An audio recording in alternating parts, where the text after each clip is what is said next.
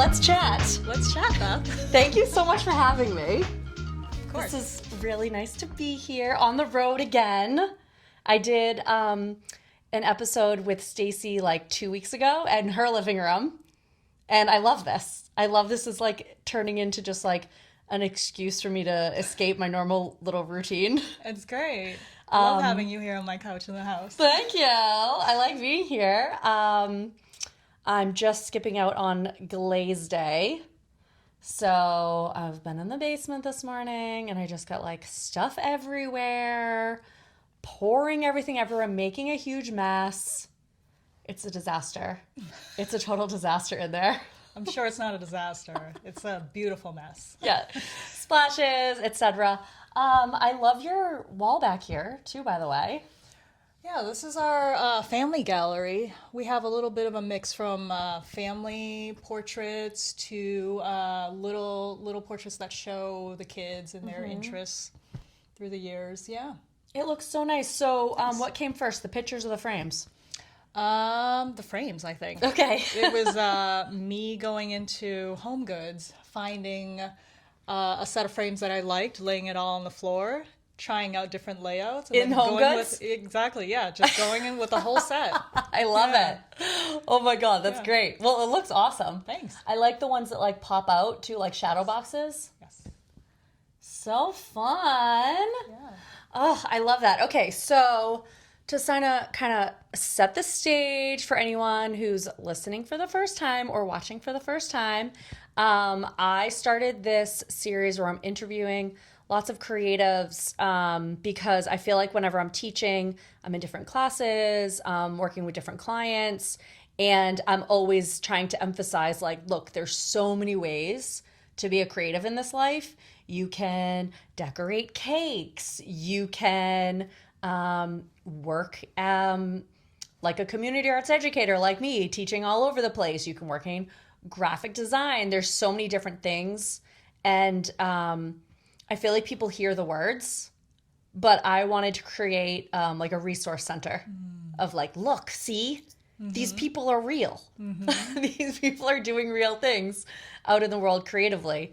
And I remember when you and I first met, we were working at UPPAbaby. I was in customer service, and I think I must have been there like pretty early on when I got there, and I think just trying to kind of like figure out who everyone was. Pretty small team there at the time, and I remember finding out somehow that you were a MassArt alumni. And I'm pretty sure I like made my way over. It was just like, oh, I went to MassArt too. Yeah. So from MassArt to UPPAbaby, you're the art director there now. Is that your title? Creative director. Creative director. Yeah. Okay. So I love it. The people that I work with there. So I lead a team of amazing content creators. So everything from copy, video, graphic design, retail spaces, websites. So anything consumer facing there.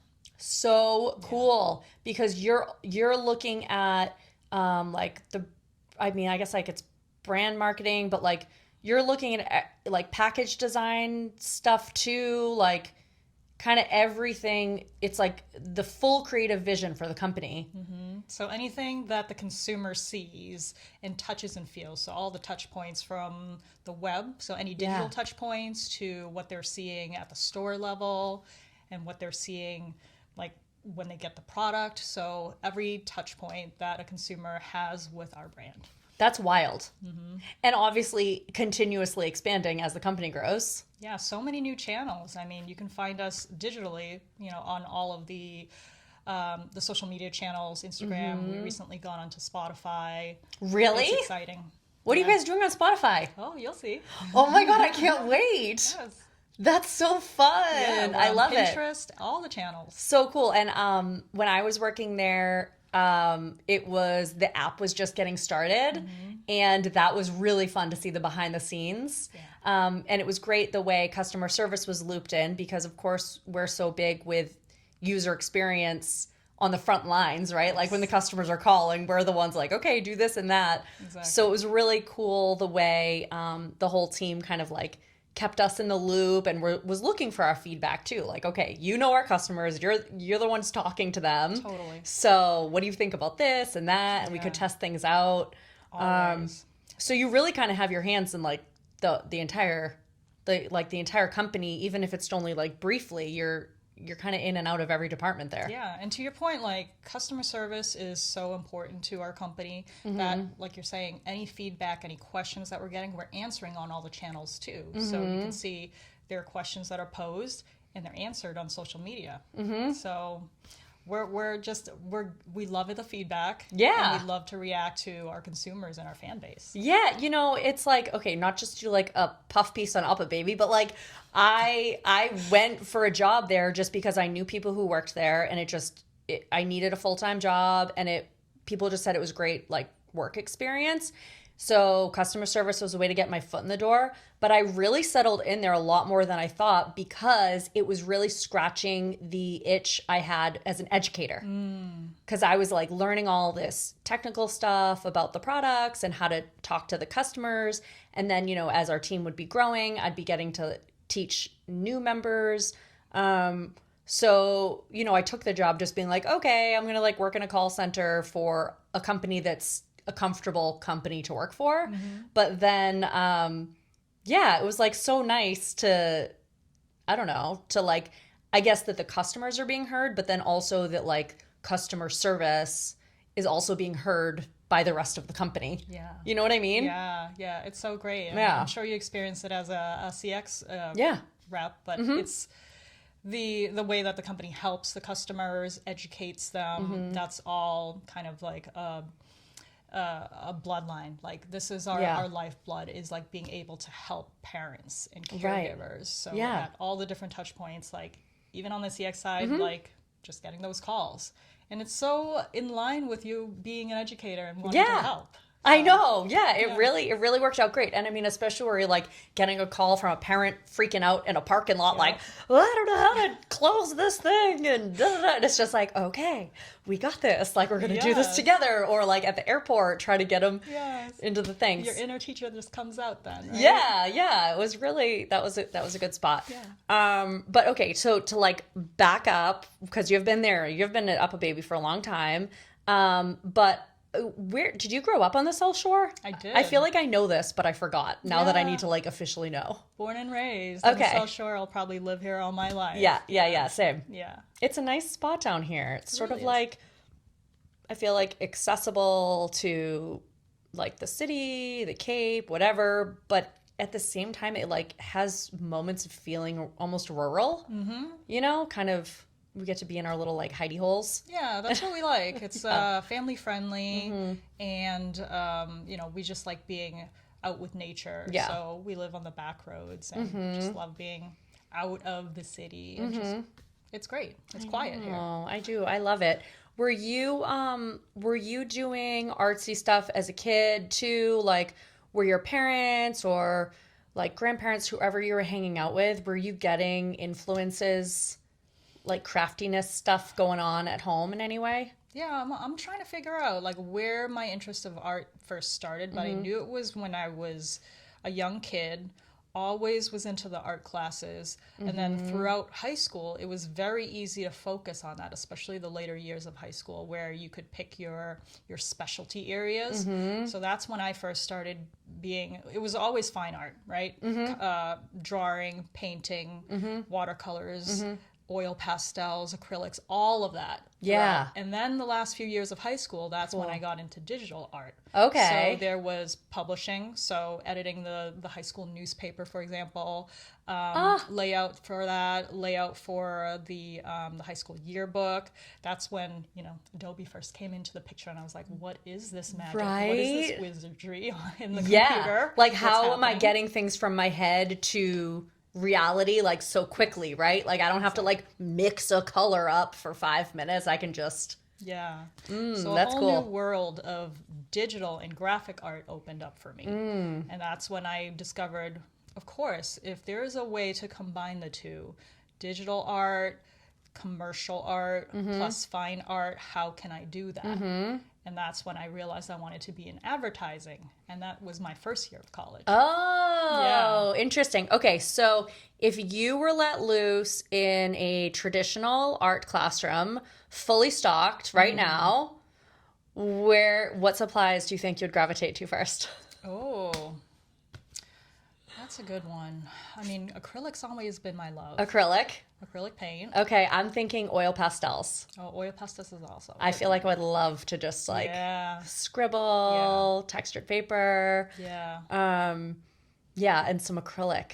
Yeah. Have you ever used gouache? No, I actually didn't ever dabble in that, but I've heard of it. I know. I see, I'm trying to think of who it is. There's someone, maybe Sally Dean. She's a local painter. She posts paintings all the time and she uses a variety of mediums, but her gouache paintings, it's like when I'm looking at them, they almost look like acrylic. There's like such this nice opacity to them. I want to play around with those at some point. Yeah, I think that's what I like about acrylics is the opacity, the textures, how you can mix thickeners and thinners. Yeah, there's something about that. And also maybe because that was my first exposure to paint. So even before oil paints, which that was more college, but in high school it was always acrylics. So that was always the gateway paint. Which high school did you go to? Randolph High. Okay, so when you were in high school, did they have block scheduling where you had really long classes, or was it like 7 short classes? Do you remember?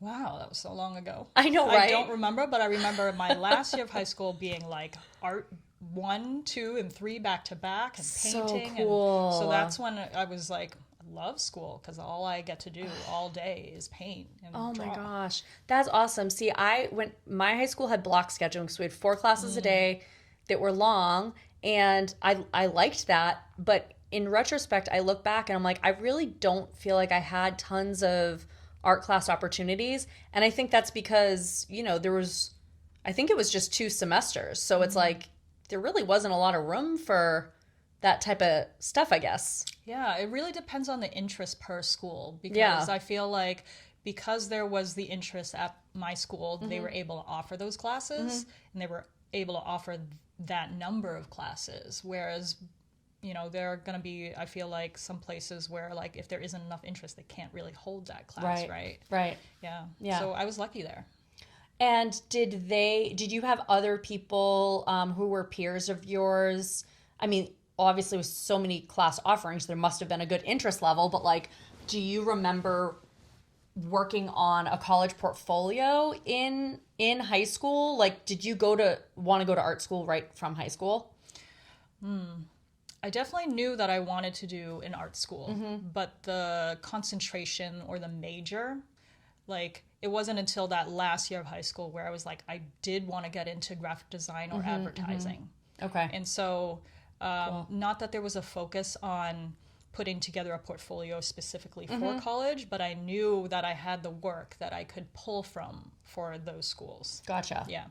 That's really cool. Yeah. I love that. I didn't realize I wanted to have art as a main focus till after I was already in college. And then I was like trying to build a portfolio on my dorm room floor just from these like tutorial books I would get, and I'd just be like, I cannot, this is like a horrifying memory, but I remember having this book, like a tutorial book on how to draw still life, and instead of being like, okay, this is how you draw a still life, and setting up a still life, I literally was like, okay, so I'm going to make a drawing of that still life in the thing, and I did not get in to MassArt.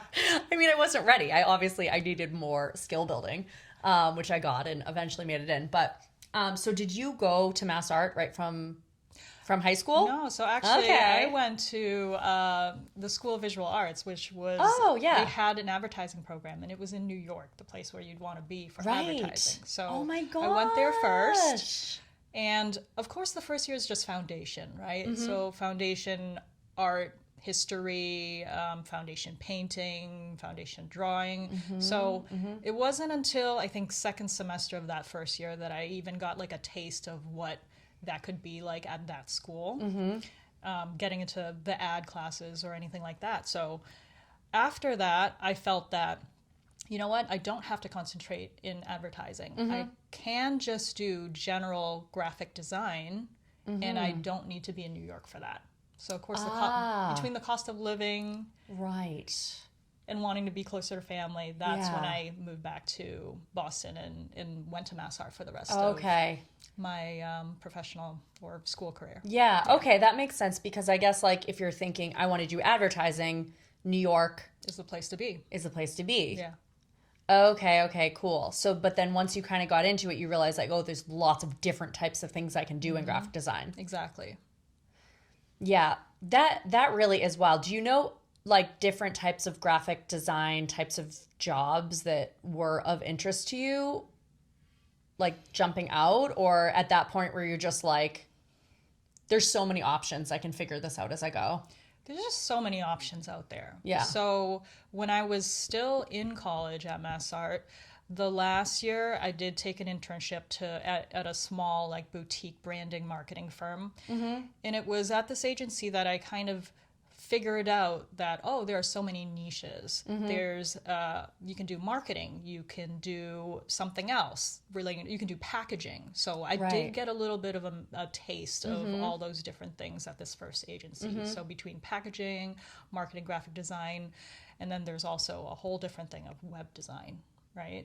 So there's just so many ways that you can go about it that I felt like, you know what, it's great to be able to see that there are these routes and then figure out for myself what interests me the most. So how did you like MassArt? Did you have a good experience there? Yeah. It was good? Yeah. It was a great art school. I had a great experience there too. I mean, it's one of the only probably public art school, right? Public It art is. college in the country, and great teachers, like great peers, always people that are willing to challenge your perspectives on things in the world, and just did some great work there that really got me thinking. And I love my senior thesis out of that. That's so cool. Yeah. What was it? What was your senior thesis? I had quite an obsession with, I still kind of do, with Shakespeare. Okay. And again, this was in my, like, advertising kind of, this is what I want to, this is what I'm interested in. So I'm trying to piece together my interests, and it was a way, this thesis was a way for me to juxtapose Shakespeare and advertising. Okay. So it was me telling the story of Macbeth through print ads. No. Yeah. Oh my gosh. Do you still have those files somewhere? I mean, they're not files because back then it wasn't all digital. So it's a physical book where I have all these print ads and it tells the story of Macbeth through them. This is amazing. And this is back in the day when, like, print ads were a huge thing versus, like, web banners, digital work. So it's two different, it's like a literary great, like, mashed up with print ads, which is a very separate world. And it's like, how do you collide these two worlds together and make something that tells a cohesive story? Wow, that sounds like so much fun. It's like a puzzle you're figuring out, sort of. Exactly. So how is it bound? Did you make a book? Is it like a binder? It's a hand-bound book. Yeah. Oh, that's so cool. I remember I did, like, a good amount of bookmaking at MassArt too. And that was through the art ed department. And it's funny, I'd made a book, one of those, like, puzzle books where it starts as, like, a big poster, and then you fold, and it opens all different ways, and there's, like, sewn areas and not. And it was I made a representation of the internet, but, like, I was going and getting magazines and restaurant menus and maps and all different things that I was putting. Cool. So as you're, like, going through, you can kind of get lost and go down rabbit holes. Yeah. That's awesome. But yeah, I don't think I've really done any. Well, actually, I just started making zines again for some client work that I'm doing with a local school. But yeah, that stuff's so fun. I love that. And it's like, you really, when you're first exposed to it in college, there's such an interest for it and love for it that you're like, what can I apply this bookmaking to, right? And you try to, like, shoehorn it into things that may not even fit, but you're like, I'm going to make it work because I want to make a book. Right? Okay. And so speaking of books, I remember I met you when your oldest son, or your only son, your oldest child, was a little bit younger, maybe, I don't know, I want to say like 5 or 6, somewhere around there. And you were doing those photo books. So you were taking selecting certain photos from the entire year, having them printed into books with like, do I remember correctly? It was like a different color binding on each one? Yeah. So it's a volume for each year of his life.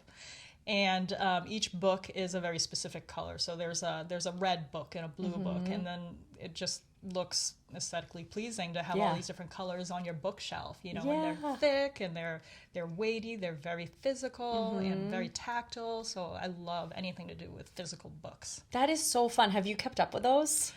Yes, but it's so hard, and you know, you have an entire year's worth of photos to go through, right? So if you can think about wading through, I mean, I just have like 50 photos on my phone a day of the kids, right? So imagine wading through like thousands of photos to curate it down to 1 year's worth of photos that tells the story of your kid in one life, in a year of his life. Yeah. So yes, it's a very difficult project. Yeah. That I've done for the first 10 years of his life, and now I'm doing for Lucy, my daughter. Oh my gosh, you are? Yeah.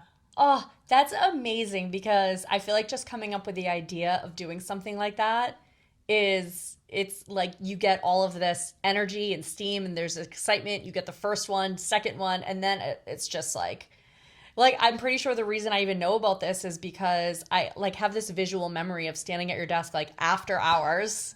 So this is like the office is almost like completely emptied out, and you're just trying to like move some things around and just work on it a little bit. Do you find that you've kept that sort of flow, or are you chipping away at projects like this, or do you just like kind of go into hyperdrive for like a week or two? How do you possibly accomplish this? Hyperdrive mode. Yeah. That's a good way to put it, because it's just at the end of the day when you're coming home from work, you're just exhausted. And then you feed the kids, you get them to bed, and then you just want to pass out. Yes. So when the time comes, and I actually have to credit my husband for this, but he is doing an amazing job helping me curate photos. Oh, okay. Because he does, so I do the tactile, like, physical book, but he does a video version of this album for both the kids. And so he's actually curating photos as well. So I really rely on him to like, hey, do the first pass and maybe like figure out what photos will work. And then from there, I curate like a smaller selection that goes into the album. But it's like when the time comes and he's done all the curation, that's when I'm like, okay, now it's my turn. I go through all the photos, and I really have to just stay up late nights and just try to bang out as many layouts as I can a night and try to put together this book before they're teenagers and out the door. Like I just have to do it before they age out and are not able to like see these books. So it really is something that I have to hold myself to and give myself a deadline. That's year. Awesome. Yeah. Oh my gosh, I love that. Yeah. You got to do it. I know. I mean, it's a thing, but it's only because I make it a thing for myself. Yeah. But there are services out there that you just send them the photos and they can have a book made, and it's so nice to be able to flip through the pages of a child's like memories. Yeah.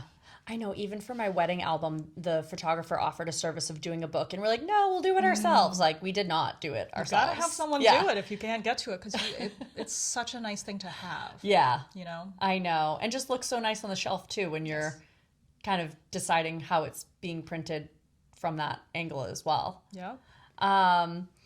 Yeah, it's so interesting, because I feel like I know that you're at work, you're art directing there, you're creating stuff, you're doing this, and you like to cook too, right? Oh, yeah, I know. So I used to love to cook. I just hate the grocery shopping part of things. Yeah. So that's why I did those meal services where they sent me the groceries, and then I loved to cook. But now it's just, with kids, it's so much harder. So it is so hard. Yeah. Lots of takeout at my house. A lot of takeout. No and shame in that. I remember you saying too, when you were telling me about cooking once back in the day when we're working together, and I'm like, oh, and like, does your son eat like that stuff too? And you're like, oh no. Like, oh, okay. So you are still having to make like multiple meals. And of course I'm completely in that now. Yeah. Just, the kids are always if I'm lucky, if I can get them to eat the same shape mac and cheese. Sometimes it's shells, sometimes it's elbows. Yeah. Yes. And so I was discussing this very critical parenting issue with another friend recently. And they're like, you know what? What we did was we switched to a third shape.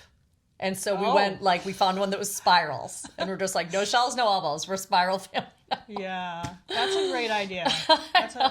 Except, like, it just takes one kid to say, like, no to spirals, and then... Exactly. You're back to square one. Yeah. Shout out Megan Dinsmore and Dan Talbot. That was their idea. Nice. We get one night out away from the kids, and these are the topics of discussion. Nice. I know, it's so bad. Well, at least you're getting that night out. Oh my God. Yeah, I know, right? Yeah, I know. That is important. So when you were telling me about how you went to New York for college first, and then also about your interest in Shakespeare, it kind of all clicked together for me about how I know that you've passed your love of theater and New York trips on to your family as well. I remember you were saying you guys made a trip out to see Hamilton. Yep. But it's something that you had like prep for, or you're watching it at the house, so you know your son kind of knew the context of everything. He was into it. Yeah. Like I am so intimidated about the idea of like doing a family trip to New York, to the theater. But like you're kind of already comfortable in some of these. Like you're already comfortable going to New York City and...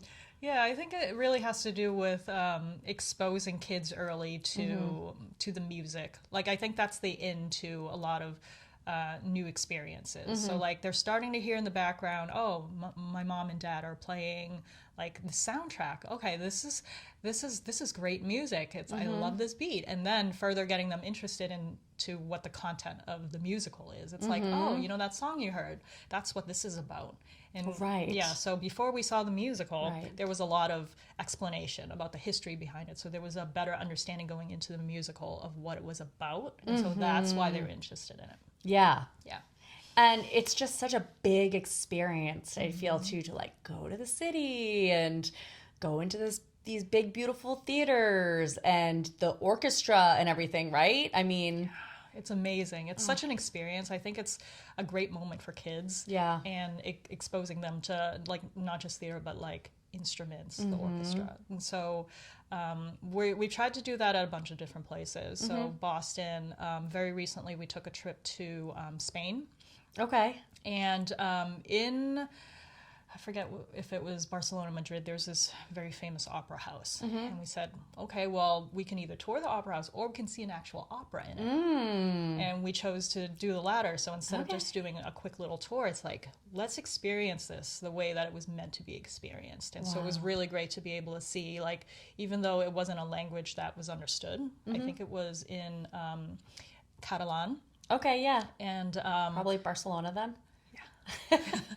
So it was there that we were like, okay, we don't understand this, but the theatrics, being in this beautiful theater, it's such an experience to be able to just see everything through the eyes of a kid.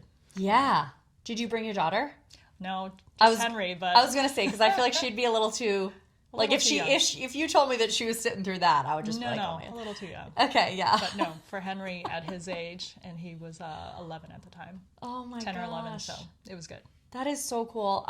Yeah, I felt like I wasn't getting enough exposure to different creative mediums like that. So a couple months ago, I booked tickets to go see Swan Lake. Oh, nice. Yeah. Classic. So the ballet in Boston, and so Jeff and I were like reading. Like you were saying, reading the whole plot, right? Okay, what are we going to be following along with? Da, da, da. And then our daughter heard us talking about this, and she's like, oh, we're going to the ballet? We're like, well, no. We're going to the ballet. You're not going to... I totally could bring her, and I should, because I need to go again. Because the night of the event, we're driving in, all dressed up, have already gone to dinner. We're like, we'll go to dinner on the South Shore. We'll go into the city, go to the thing.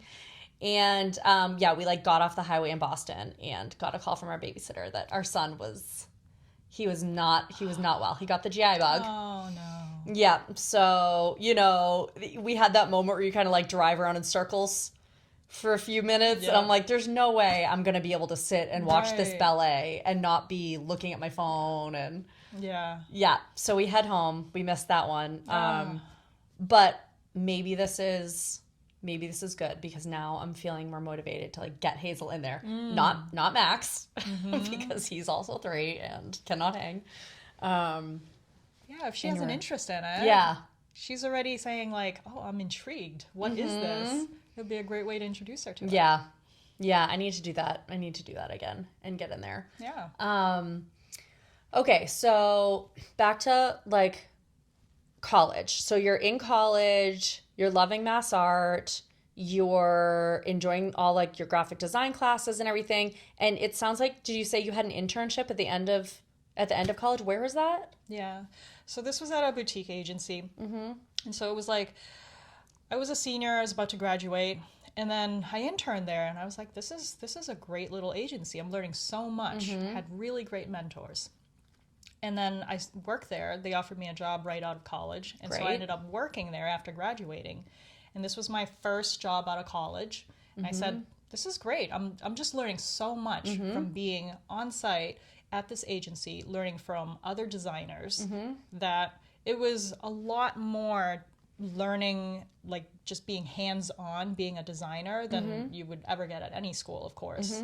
That's what internships are for, right? Yeah. Jobs. But that's when I said, okay, well, this is the path I want to do. Yeah. This is my path. This is What I type wanna of clients did they have? do. They had everything from like wineries, so like wine packaging, did a lot of that. Cool. And this was even before I could drink. But maybe got some samples. Maybe not. They must have been sending bottles. There were bottles. There was packaging in terms of like chips, like Cape Cod potato chips. You had Cape Cod potato chips? Cape Cod I love Cape Cod potato chips. Yeah, I know. My fave. Oh, But there were different varieties, and for each of the varieties, there was different packaging to go along with the flavors at the time. So are they still similar to...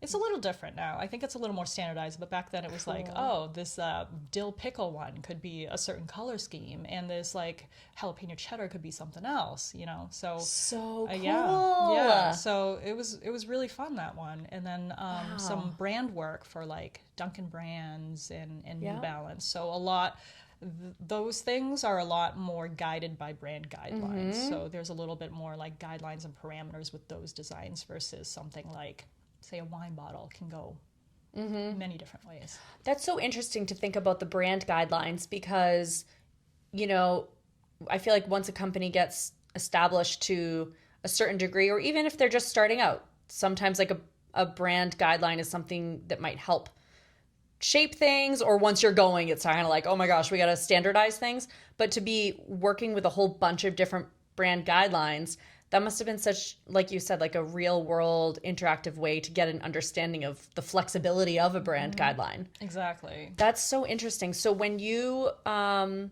like jumping all around, but like when you were at UPPAbaby, was there a brand guideline yet? Or did you kind of help put that together to get that all organized? Yeah, so there was already a start to the brand, right? It's a pre-existing brand that I was joining. So I helped shape that through the years, because a brand doesn't stay the same, right? It evolves depending on the needs of the consumer, but there's always going to be a, I would say like the DNA of a brand that stays true through the years. And there are just small tweaks to help evolve it to get to a place that is more relevant to the consumer over the years. So I would say there's always going to be parts that are unchanged, untouched, and then there are going to be some that are a little bit more flexible. Interesting. Yeah. Okay, so after you were working at the boutique agency for a little bit, and then UPPAbaby from there?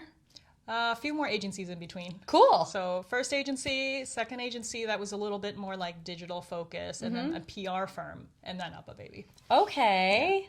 That's awesome. And was it, was like the location being on the South Shore a draw to move to UPPAbaby? Oh yeah, for sure. Yeah. Yeah. Yeah, it was like, what is this corporation that's like headquartered here, like very close to where I am? And I didn't know of any other large companies that were close by. Yeah. I mean, you know, Dunkin's on the South Shore as well, like Dunkin' Brands. Yeah. But there aren't that many located on the South Shore. So it was very interesting to me that like, okay, this small company that was starting up has its roots here. I want to be a part of that. Right? I know. It's like a hometown team. Exactly. Yeah, and you had been commuting into Boston for some time at that point. Yeah. So that's a nice 3 hours back of every day, at least. I mean, it's, in the middle of the night, it takes, 25 minutes to get to the Boston. Yeah. So But at rush hour, it's an hour and a half. Well, I wasn't driving. I was taking public transportation. Okay, so like 2.5 hours. More than that. But got a lot of reading done on the train those Yeah. years. Yeah. I know. Yeah. I lived, I think Quincy. Yeah. Quincy was the closest I lived to Boston while I was commuting in for school. And yeah, I would take the train. I'd walk to the Quincy Central line. And then even when I lived further away, I'd still drive to the Red Line. And I loved that. I did love that time on the train. Yeah. But then at some point it came to, like finding a job, and Yeah. I was like, yeah, no, I don't want to. It was nice alone time for when you're deep in a book, but at the same time you're dealing with, like train schedules and train delays and people. Oh my gosh. I remember one time going home late, and, I was on the Green Line from MassArt, had a transfer at Park Street to the Red Line, and being in the lower section of Park Street, I guess, from Red Line, I don't know, and just all of a sudden, smoke billowing down the tunnel. It's like running out of there. I mean, that's all it was. I mean, I don't remember what it was. It never got more than just like one big plume of smoke coming through. But then it's like everyone had to walk to South Station, take buses, or like, no. I think we ended up taking like the commuter back. But yeah, it's always something with the train. Always something. It's always an adventure. Like, this is not a unique story. I feel like it's happened. It's happened that, and whatever train breaks down, like the Green Line. Breaks down all the time. Like, so there's things with the train that I don't miss. Yeah, it is nice. It's nice to have found a spot at home. So when we started there, I guess, I started in 2015. So when did you start there? A couple years before that? I think it was 2010. Okay, so were you ever in like the warehouse building that like Not the very, very first one. Yeah, the very, very first. The second one. Okay.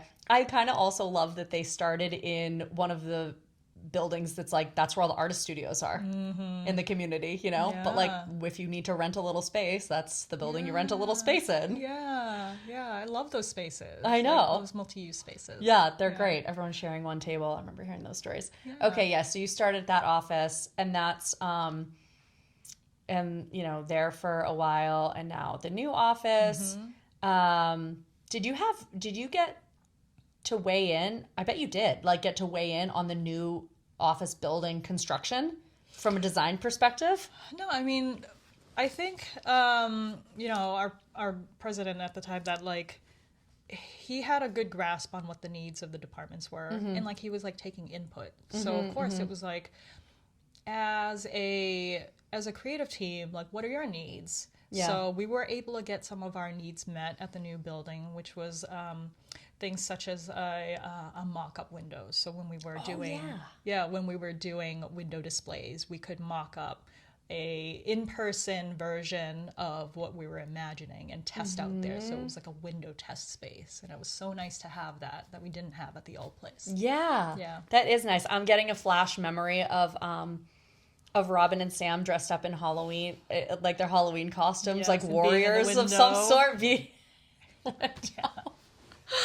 Oh my gosh, that's amazing. Yeah, there's always been this like light spirit at the company. But okay, so you joined the team, and were you was Brenta there at that point? Okay, so she's doing graphic design, and you were coming on, also working in graphic design, but like with overall just overseeing all that stuff at that point. Like, how did you start there versus how you've grown to where you are? So when I first started as a graphic designer, there were two different design needs that needed to be at the company. One is more consumer facing, so like social, email, brochures, in-store, type of thing. And then there's also the more technical side of design. So like, what kind of manuals are going into the box with the product, or like what are the labels that are going on the product itself.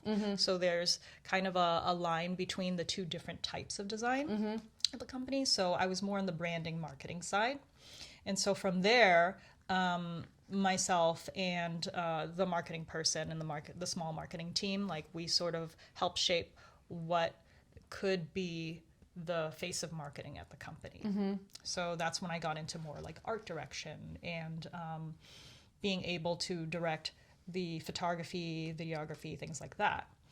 Yeah, that's right. Because you guys, at least a few times a year, are out on shoots, right? Where you have models or sometimes employees going out to pose and model with the products. Yeah. So back in the day, we were very scrappy. Yeah. And of course, we used our in-house talent. Yep.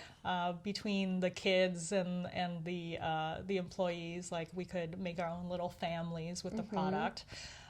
So we did a lot of that back in the day. And we also did a lot of like studio shoots at different studios. And now, of course, we have an amazing like working photo team and video team. So they've been really hands-on with like getting the right models, the right styling for our brand. And now we have a photo studio so we can shoot the product photography. So oh my gosh, me and Hazel were in one. Yeah. Remember we were on a hang tag for when the diaper bags came out? Yeah, so that is like one of our earlier studios. You haven't even seen the new one. Oh, yeah. Wait, is the new one in like the other warehouse building? Yeah. Okay, I've walked through there when I've gone, when like I was working with Jeff. He was like going off hours to check some tech stuff. I think it had to do with the golf simulator. Oh my gosh. Okay. And I walked by this whole like big, beautiful. So that's our second photo studio. Okay. This is our new one. Oh my which you haven't seen yet, probably. But it's That's so great because it's such a dedicated space for the needs of our videographer and our photographer that you can, say, drive a vehicle into it to do vehicle shoots, car seat shoots. Oh my gosh. Wow. Yeah, it's pretty amazing. That's amazing. So, okay, I just feel like I can't tell, like, it probably wavers if you feel like almost, I could see having to have a tight brand identity and consistent vision for the company. It could sometimes maybe feel like a little stifling for new ideas or maybe more like a puzzle. But then also I feel like it's a small team. You've kind of always been a part of it the team's grown, but you're in a position where you've been since it's a small team. So also it's a little bit of like the sky's the limit and like too many options. I mean, where do you fall in that range when you're coming up with like a new creative campaign or something? Yeah. So being able to see the brand grow from infancy to now, of course, there's been so much brand evolution. But like I was saying before, like the DNA has never changed. Like we always know who we are. We're very product focused. We're very focused on the parent and the child interactions, the emotions there, the realism and the authenticity that we try to get with everything. So that's never changed. And it's really how we're showing it in different ways aesthetically that can evolve, right? So from the standpoint of like having this team that understands what the brand is about, what our products is about, and knowing the products so deeply, they're able to come up with ideas that are still on brand, but are pushing the creative limits. So it's really great. I mean, they do such an amazing job at saying like, okay, I know what the consumer is going to be looking for. Let me go about this a little differently. Let me hit it from like this angle, because I mean, a lot of them are parents too, right? So they're approaching this as, I'm a parent, they're a parent. How do I get across the benefit of this product and the beauty of this product? Let me try this. Okay, that's new, but this also does it this way. So I think there's just so much room for newness and new ways to go about it while still understanding that at the end of the day, we're helping parents with our products. It seems like you're like kind of creatively fulfilled in a lot of ways in your role there. Like even your office is awesome. Your office is like a great spot. You got a lamp in there. It's a good vibe. It just seems like a good place to go and sort of like be inspired, make your work, be close with your team. Yeah, it is great. Like the team's right outside the office, and I try to keep the team inspired by like what are some things that we could say like add to our space, like our library. We have a library of design books. So it's always I'm always looking for ways to keep them inspired. That's really fun. That's great. And so yeah, I'm going to have to like come by and peruse that little library sometime. Please do. Just come check that out. Yeah. All right. So what do you think some key takeaways would be for you talking to like a smaller brand or smaller artist? Like a lot of the artists that I'm typically dealing with are like my friend Olivia, she's sewing things. She also has a writing job. Or like that, my friend Carla, the painter, like she's starting out in her painting career. So when you're thinking about like brand identity on shifting onto a smaller scale like that, what are like some key components that bubble up for you from all of your experience being like, okay, if you can only really focus on a couple things, what are some takeaways? That's a good question. So I think it's really, the answer would be the same for anyone, whether it's like a big company or someone like a small artist, is really just to be authentic, like stay true to who you are. So like whether you're presenting yourself in a logo, like that logo should represent yourself and who you are as an artist, who you are as a brand, right? So it should never be you trying to put on this like facade of this is who I'm trying to be, but as long as you are communicating yourself truly outwardly, then I think like that's the way to go about it, because everything else that you do is going to show that, right? Your actions. Okay, so hot take on this logo I drew for myself. It's so cute. What do you think? This is so cute. So I hand wrote the Creative Pathways artwork. Yeah. And then those flowers are cut flowers from my sketchbook. They're little collage pieces. Yeah. Good? So this is exactly what I'm talking about. Okay. This explains exactly you as a person and what you're trying to do with Creative Pathways. Okay, great. This is amazing. I know. I It's feel so like as you were cute. saying that, I'm like looking at the logo and I'm like, I think I did it. You did it. Okay, but one of the designers from UPPAbaby team, my bestie Stacy, she helped me bring this to life. So I drew it like this, and I had the collage flowers, and I just like sent her a picture. I'm like, okay, how do I make this but like digital? And so she had me scan everything in separately, not layered. And she's like, that'll be important to get like the actual paper quality effect. And then I sent them to her, and then she sent me a bunch of mock-ups with like it all as circular, and then I have the flowers all separate, so I can digitally really play around with them all differently. I need to actually get you stickers. I made That's some of awesome. the little flowers. They're little stickers. I made the stickers like the size of the collage pieces I cut I out. love those. Lucy would love them. Yeah, she yeah. would die. But this is amazing. Like this is exactly what I'm talking about. Like she nailed it. Like it's Yeah. exactly who you are. It describes you as a person and what Creative Pathways is about. Yeah. And she just like took it all and like made it easy for you to digitize. Exactly. Yeah. Right? That's because I think that's the tough translation sometimes when you're a painter or something like that. Like digital isn't your medium. So maybe that's something to think about. Like maybe just work in your medium and then find someone who works in graphic design to help you get it digitized. Yes. That's exactly Right? it. Is you do want that piece of what is it that makes you unique, right? So if it's a painter, does that paint style make its way into the branding somehow, right? So yeah. What that's awesome. about with like outreach, like with email blasts going out and different type of messaging? Do you have your hand in helping out with those things as well, as far as like keeping consistent brand identity goes? So we have an amazing team that works with our email marketing, right? So they understand the dynamics of what it takes to create a good email. So best practice, like and then there are some more technical aspects that have to be taken into consideration, like what device it's going to be viewed on. Right? Yes. And accessibility and legibility. And then, of course, the communication of the message itself. So I think there's so many different components. So our amazing email marketing team knows all those considerations, all those factors, and that all goes into the design of it. And they must be able to reference the brand guide that you've helped develop and evolve over the years to be like, okay, this is the font we need to use. So those types of little key touch points, right? These are the colors. Yeah, it's funny. You probably have what is it, the CKMY color code memorized. I remember when I was working there and I would be working with different things that I'd have to do the brand colors. I would have a little sheet I could copy and paste them from, but at some point I was just typing them in.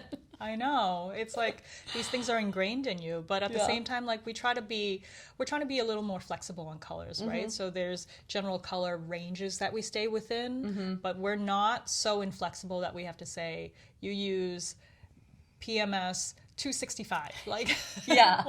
We don't have to be that specific. Yeah. There is a general color palette that we stick to, and that's enough to get across the brand feel. Yeah. Well, if anyone paying attention to all of this brand identity conversation, you should check out the website because it really is this beautiful, clean, modern design. It's there's a softness to it, which I think comes across with lots of rounded edges instead of hard corners on things. I don't know. This is just what's coming into my when I'm trying to envision it. But yeah, I guess those are probably some of the things that are part of the DNA that kind of stay true. Yes. Throughout. Exactly. You don't want things to be too cluttered. It's kind of clean. Yeah. Thank you for noticing those little details. Oh. As an artist, I feel we're more cognizant of things like rounded corners versus square corners. But to have you notice, thank you. Yes. Oh, no problem. Well, nice job being consistent with it. So just kind of thinking about people listening to this who might be interested in getting into a kind of a graphic design or digital design fields. Of course, art school, internships, but what else? What comes up for you for advice that would have been maybe good for you to hear on those early phases? Things people wanting to pursue this career, trying to figure out where their place in this world is. I would say the internship is a really, really big part of my foundation as a designer, because that's really where I got hands-on experience with what you can actually do in the real world. So if you want to get a taste of that, an internship's the best way to go about it. And intern at different companies, and companies you wouldn't even expect to be interested in, because you never know what you might learn there. And it's not always, it may not be something that you end up pursuing, but at least you got a taste for it and you understood what it was about. So I think that's really important, is just being exposed to all the different industries, the different areas of design. And then, of course, always doing your own passion projects on the side. Trying to find the time for it is so hard as a parent and a working parent especially. But I feel even on some nights where I can make time when I'm not doing the hyper focus album is sometimes doodling in a notebook. There's projects that I'm been trying to finish up for years, but still keeping that going in the background somehow just keeps me connected to what I like to do. Oh, I love that. So you're just doodling, trying to keep loosened up, drawing, whatever, scribbling. Yeah, that plus there's a project which I feel I've told you before, that's the ABCs of Boston thing. Yes. So doodling in that notebook is what I've been trying to Are you going through the alphabet A to Z? Yes, but not in any particular order. So some days I'll jump on S, or some days it'll be T, but it's whenever I have an idea for one of the letters, now I have to check it against all the other letters. Right, because cohesively it has to be an alphabet that works together. Oh my gosh. Okay, so give me just before I let you go, I need the quick refresher vision of this project. So how do you envision this being put together? Is this going to be a book?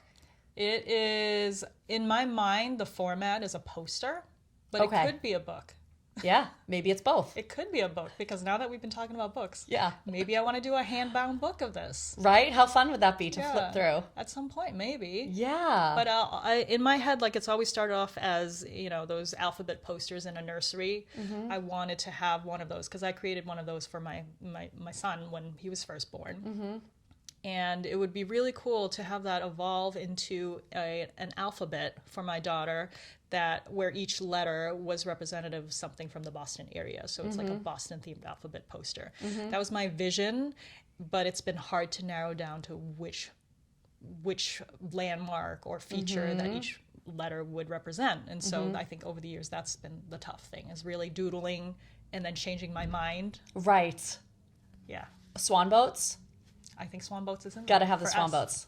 Yeah. Swan boats. I'm like frog pond, the So milk many bottle things. from the children's museum. So many good things, right? And so There's- this is why I can't make up my mind. I know, right? Oh my gosh, yeah. As I'm starting to think about it, So many things. man. But yeah. then you get to the letter X and you're like, Yeah. Yeah. X marks the spot right? for where Boston is. I don't know. Yeah. So there are some tougher ones than others. Oh my God. All right. Well, thank you so much for taking the time out of your day to chat and share your journey. And I hope it's inspiring for people who want to really, take creativity to a professional place and go for it. Just go for it. Yeah. Thanks for the chat. I'm hoping it helps someone. I in think the it design will. field. I think it will. Yeah, because people, it's like, oh yeah, go get a job in the arts, and people are like, what is it? Like, no, these are real jobs you can get even in this house. Yeah. Exactly. Awesome. Thank you, Naomi.